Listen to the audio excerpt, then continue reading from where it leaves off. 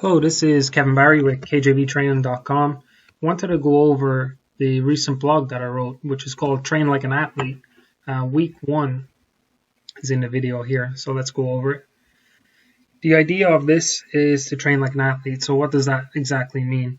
It means to train efficiently, train with high focus, and then train at a good intensity. You'll notice that these workouts are probably a little bit shorter than you're used to. 20-30 minutes is all it's going to take each day. Day 1 and 2 we'll go over is more of a sprint-based day, and day 3 is more tempo runs. We'll go over what a tempo run is and how to find your times for that. Before we get started on the actual program for week 1, you're going to need to determine your running distance. So to do that, my suggestion is to go for a 300-yard run and then work off the table here below. So how do you get a 300-yard run? Well, we have a couple of options here. If you're out in the neighborhood or you're using a Garmin watch or anything to track your distance, you can just go for a 0.17 mile run. Run as fast as you can. Or the second option, which I did personally, is to do 50-yard increments on a field.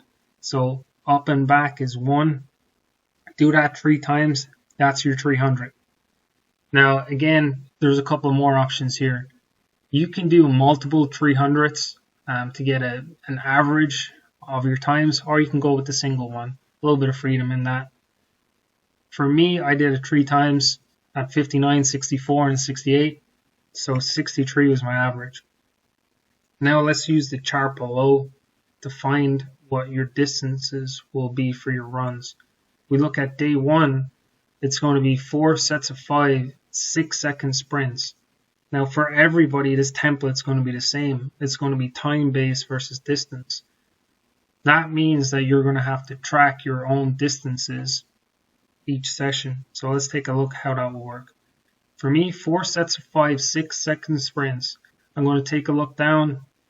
The furthest column on the left is going to be my average time. So I need to take a look at 63 seconds. And then I'm going to use that row all the way across. This row right here is my average.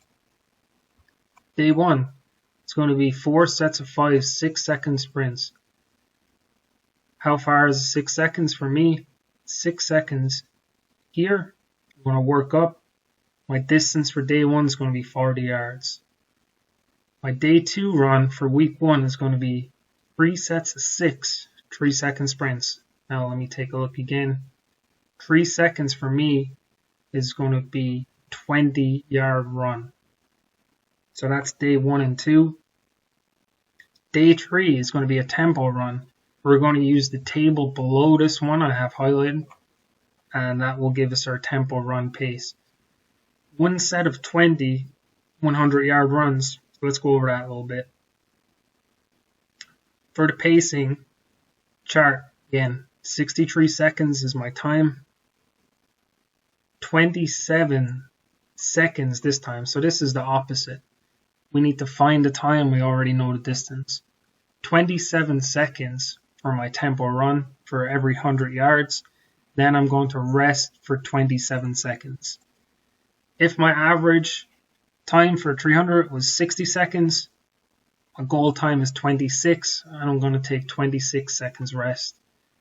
If you're running in your neighborhood, you can walk the same distance, the same time.